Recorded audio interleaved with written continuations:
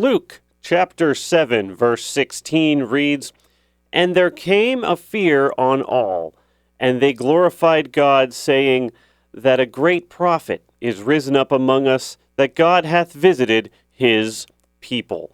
What we see happening here in this text is the role that miracles play, because Jesus had just done something great, and people were aware that God and supernatural power was involved, but what they weren't aware of was the exactness as far as the story. It was like, okay, God has done something, and we know that they didn't quite get the message because it says they glorified God, saying, "A great prophet is risen up among us."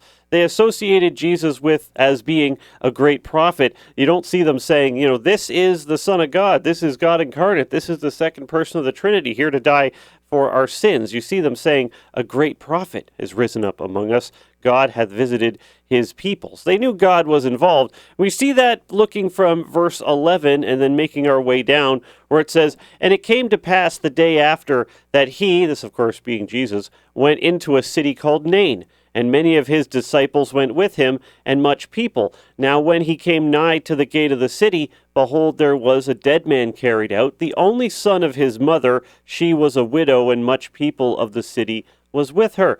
And when the Lord saw her, he had compassion on her, and said unto her, Weep not. And he came and touched the bier, and they that bare him stood still. And he said, Young man, I say unto thee, arise. And he that was dead sat up, and began to speak, and he delivered him to his mother. So here Jesus had brought somebody back to life, somebody who it was important that he did this, because without him being around, his mother was at a very serious disadvantage in their social system. And this was an amazing thing. And the conclusion that the people who were there come to is verse 16. "And there came a fear on all." Everybody suddenly realized this is a big deal. Something happened here that isn't normal. This was miraculous. This was supernatural. And they glorified God. So they're pointing their glorification in the right direction. They're saying this is something God must have done.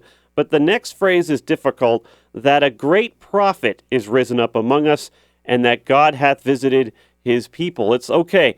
They look at Jesus. They know that God's involved with what he's done. They know there's supernatural things happening here, but they don't quite get the message. And here we have the role of the miraculous. It can point us in the right direction, but an individual miracle done before people doesn't give them the whole story.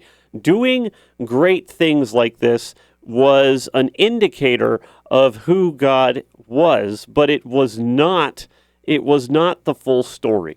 It doesn't take the place of preaching the gospel. And we can see that even as we go into the next verses. Verse 17 says, "And this rumor of him went forth throughout all Judea and throughout all the region round about. And the disciples of John showed him all of these things. And John, calling unto him 2 of his disciples, sent them to Jesus, saying, Art thou he that should come, or look we for another?"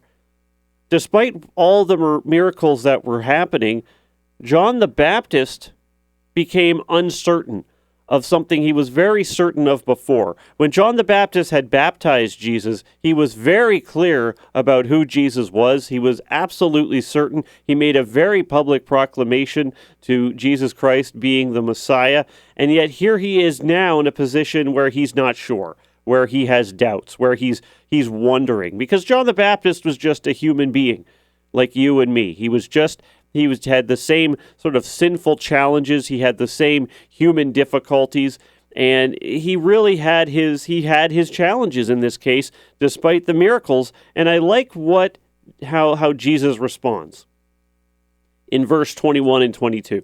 It says, "And in that same hour he cured many of their infirmities and plagues and of evil spirits, and said unto many that were blind, He gave sight. Then Jesus answering said unto them, Go your way, and tell John what things ye have seen and heard, how that the blind see, the lame walk, the lepers are cleansed, the deaf hear, the dead are raised," and here's the really good one, "to the poor the gospel is preached." He's saying, listen to those who were the disciples of John the Baptist. Look at all the miracles that are happening. Look at all the great stuff is happening. And then he ends it off with, and the message of the truth, the gospel, is going out to the poor. People are hearing the truth. So it's all these signs are happening, all these things are directing people towards the power of God, and the actual message, the content of the truth, is being shared with people. That's the important thing. We can get all caught up in the sensational, but at the end of the day, it's about the message that is supposed to be sent.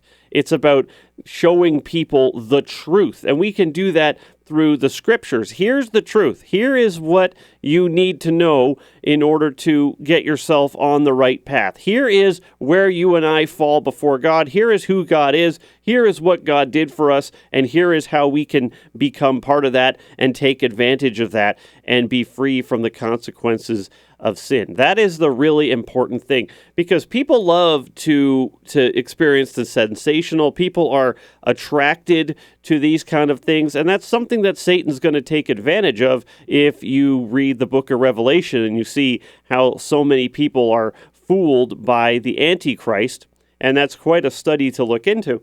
The miraculous, the sensational in and of itself is a tool. It's a means to an end. The really important thing is that the gospel gets preached, that people hear the word, and that ultimately they understand what they need to in order to turn their lives over to Christ and be saved by the finished work on the cross.